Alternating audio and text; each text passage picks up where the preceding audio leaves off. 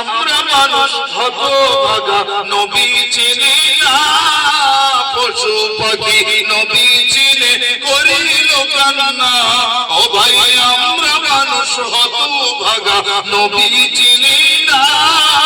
পশু পাখি নবী চিনে করিল কান্না।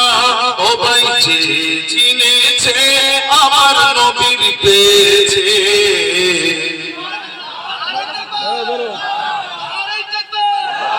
যে চিনেছে আমার নবীর দেখেছে। যে চিনেছে আমার নবীর পেয়েছে। সাহাবীরা তাই তো তারি প্রতি দরুদ পড়েছে। সাহাবীরা তাই তো নবীর প্রতি দরুদ পড়েছে।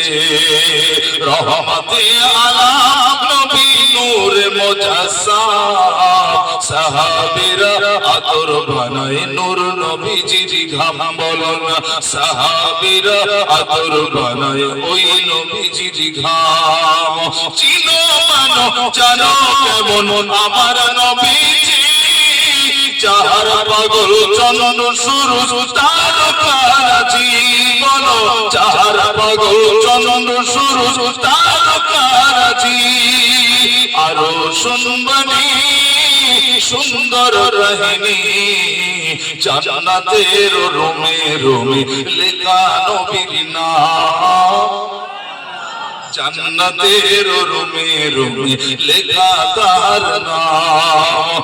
রহমতে আলাম নবী নূরে মুজাসসাম। সাহাবীরা আতর বানায় মোর নবীজির ঘাম। আল্লাহুম্মা সাল্লি আলা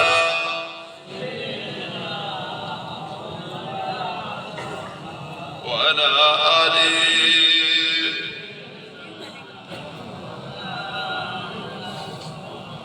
সাল্লাল্লাহু আলাইহি ওয়াসাল্লাম। সম্মানিত সুধী, আপনাদের থেকে বিদায় নিচ্ছি। আল্লাহ সকলকে ভালো রাখে। আপনারা আমার জন্য দোয়া করবেন। বিশেষ করে আমি আমার অন্তর থেকে খাস দোয়া রইল আমার কাছে আমার আদরের ছোট ভাইয়ের মতো। যদিও আমার ভাই নেই, আমি একা। বোন আছে, বোন অনেক। আমার হুজুর কেবলার 7টা মেয়ে। আপনারা শুনেছেন মরহুম আল্লামা আব্দুল জলিল সাহেব রহমতুল্লাহ আলাইহি হুজুরের 7টা কন্যা সন্তান। তার ছেলে ছিল না। আমার মতো হতভাগাকে নিয়ে মানুষ করেছে। হয়তো আপনাদের চোখে অমানুষ, জানি না আল্লাহর চোখে কতটা মানুষ।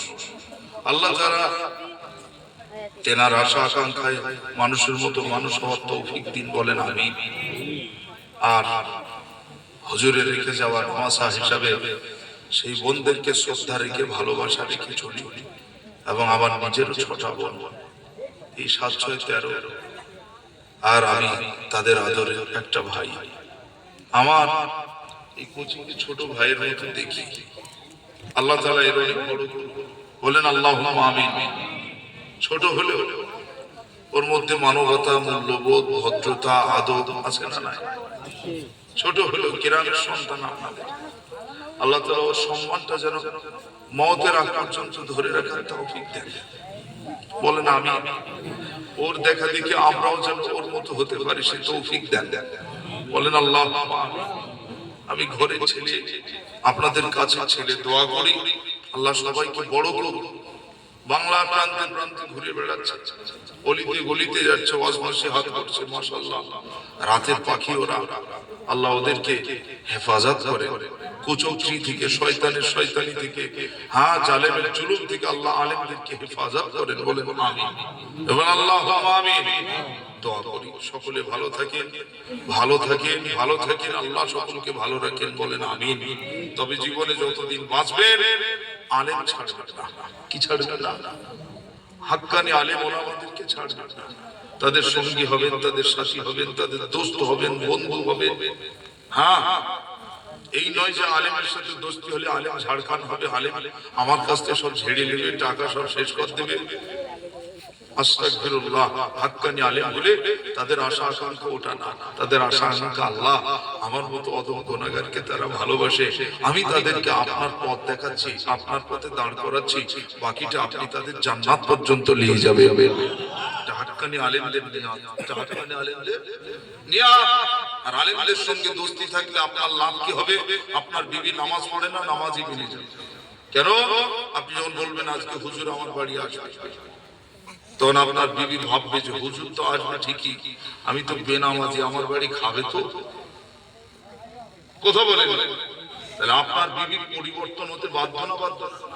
আর যদি আলেম থেকে দূরে থাকে, বিবি আস্তে আস্তে হিজড়ে হবে, বিবি আস্তে আস্তে হিজড়ে হয়ে যাবে। আর হুজুরদের সঙ্গে দোস্তি থাকলে আপনার বিবি আল্লাহ ওয়ালি হয়ে যাবে। আল্লাহ কবুল করেন, বলেন আল্লাহুম্মা আমিন। আসেন সকলে দোয়ায় শামিল হয়ে দোয়া করুন। সকলে আমার সাথে পড়েন আস্তাগফিরুল্লাহ।